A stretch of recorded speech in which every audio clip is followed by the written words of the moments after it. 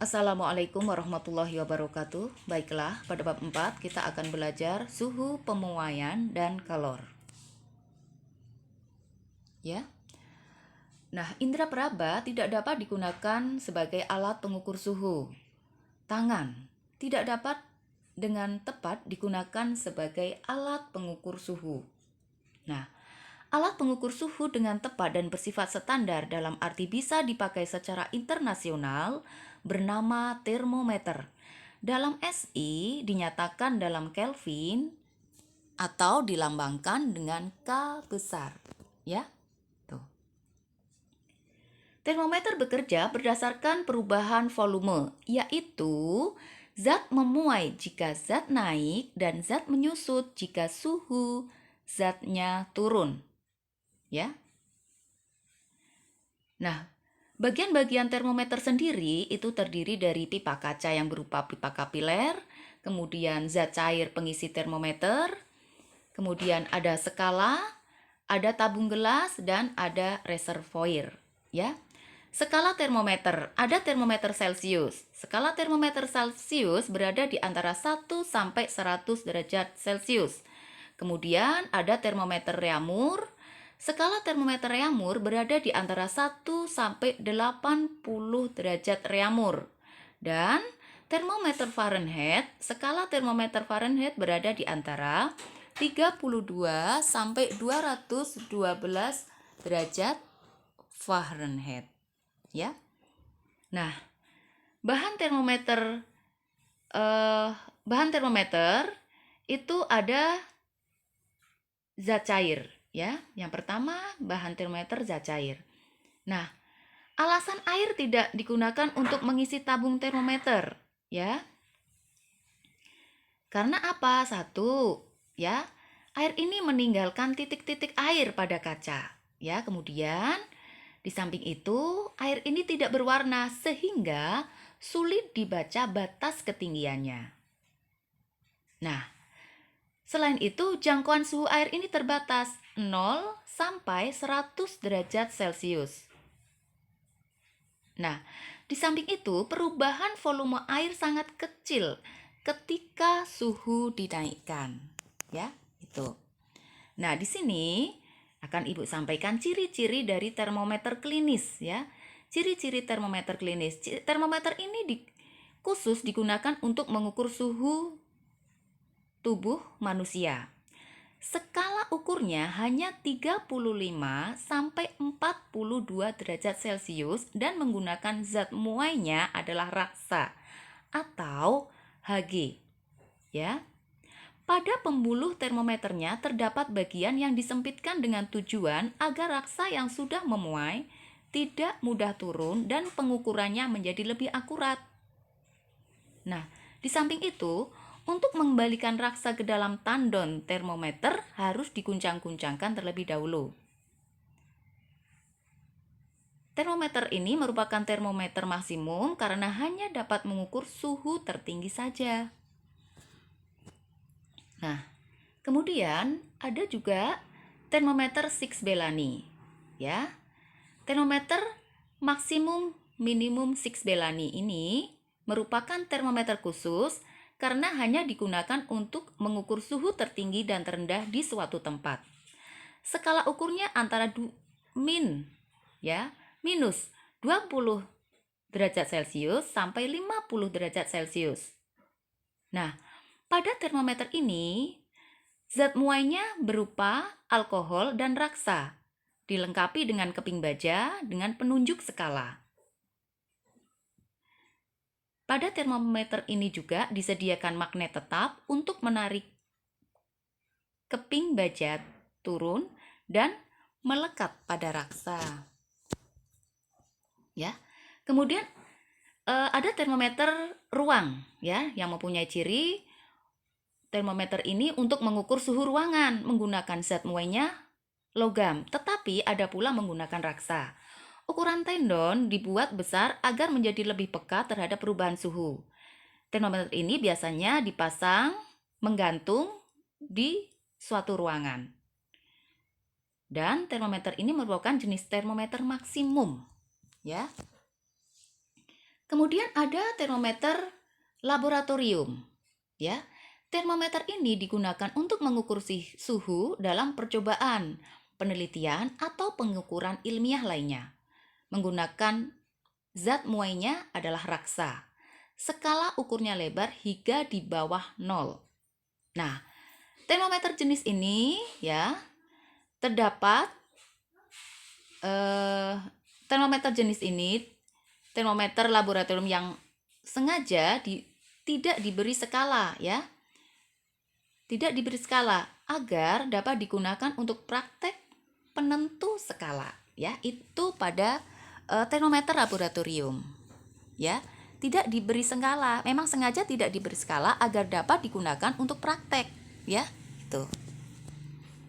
Nah, apa keuntungan dan kerugian penggunaan zat cair sebagai termometer? Nah, di sini yang misalkan pada raksa.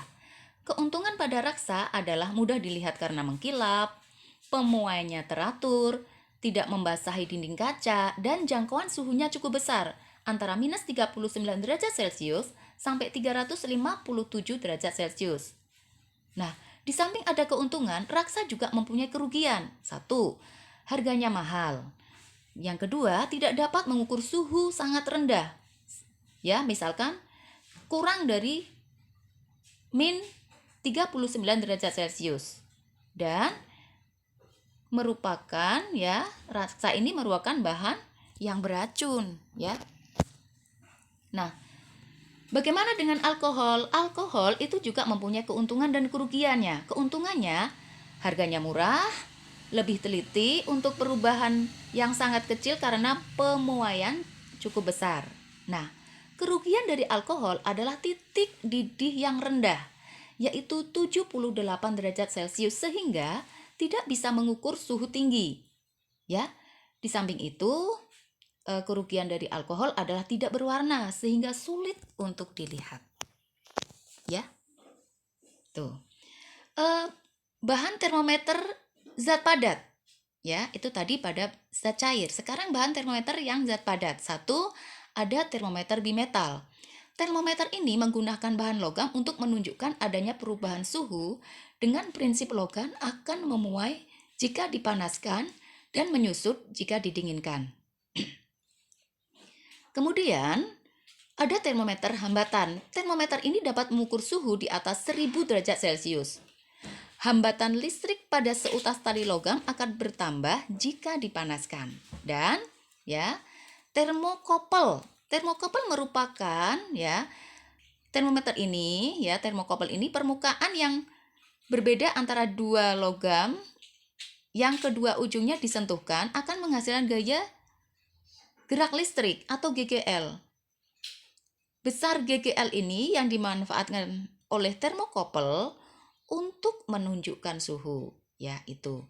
Jadi kalau pada termokopel itu permukaan yang berbeda antara dua logam yang kedua ujungnya disentuhkan akan menghasilkan GGL ya.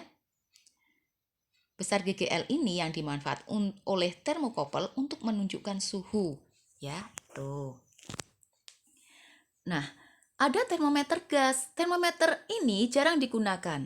Biasanya ya terdapat di laboratorium untuk kegiatan penelitian. Banyak dipakai dalam kegiatan industri ya. Di samping itu ada termometer optis. Ya, seperti 1 pirometer. Pirometer bekerja dengan mengukur intensitas radiasi yang dipancarkan oleh benda yang sangat panas. Dapat digunakan untuk mengukur suhu yang sangat tinggi, 500 sampai 3000 derajat Celcius. Ya. Termometer optis yang lain adalah termometer inframerah. Ya. Cara menggunakannya yaitu dengan menekan tombol sampai menunjuk angka tertinggi sambil mengarahkan sinar inframerah ke sasaran yang dituju. Sinar yang diarahkan ke logam akan memantul dan pantulan tersebut direspon oleh sensor penerima hingga termometer inframerah menunjukkan angkanya. Ya, itu. Nah, membandingkan skala Celcius dengan skala lain ya. Di sini ada jenis termometer Celcius, Reaumur, dan Fahrenheit. Nah, titik tetap. Pada Celcius itu mempunyai titik tetap bawah 0 derajat Celcius. Ya, titik tetap atasnya 100 derajat Celcius. Ya. selisihnya adalah 100. Ya, dari 0 ke 100. Nah, pada jenis termometer Reaumur itu mempunyai titik tetap 0 derajat Reaumur dan titik tetap atasnya 80 derajat Reaumur. Dan selisihnya dari titik tetap bawah dan titik tetap atas adalah 80 derajat Reaumur. Ya, selisihnya 80. Pada jenis termometer Fahrenheit mempunyai titik tetap bawah 30 derajat Fahrenheit dan titik tetap atasnya 212 derajat Fahrenheit, sehingga selisihnya di sini 180. Ya.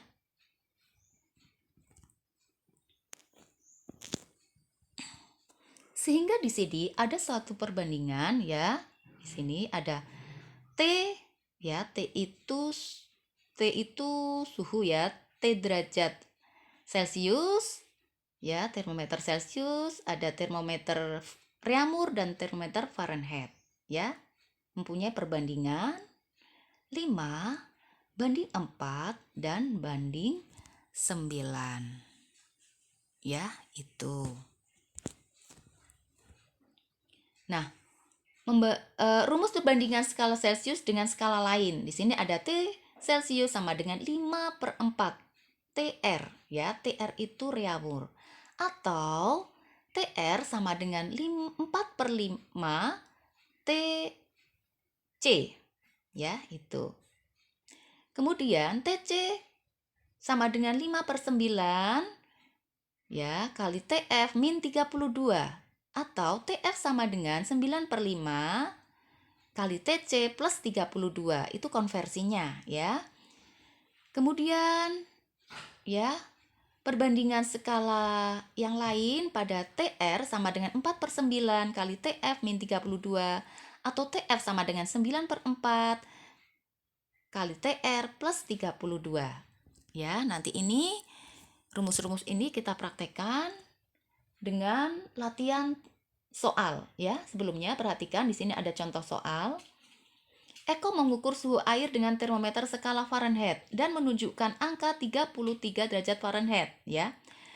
Berapakah suhu tersebut jika dinyatakan dalam A skala Celcius, B skala Reaumur dan C skala Kelvin ya. Bagaimana cara menyelesaikannya? Ya, kita menggunakan perbandingan skala yang tadi. Di sini perubahannya adalah dari skala Fahrenheit kita konversi ke skala Celcius. Maka kita gunakan TC ya. Menggunakan TC ke TF. Dari TF ke TC ya. Kita gunakan ya 5/9 kalikan dengan 33 adalah derajat Fahrenheit-nya, dikurangi dengan 32, sehingga hasilnya adalah 9 derajat Celcius. Nah, apabila konversinya ke derajat Reaumur, maka kita gunakan 4/9 kalikan dengan 33 derajat Fahrenheit tadi yang diketahui, kemudian dikurangkan dengan 32, sehingga hasilnya 0,4 derajat Reaumur. Ya. Kemudian apabila yang ditanyakan adalah Kelvin, maka kita gunakan skala Celciusnya yaitu 9 tadi yang diketahui ya.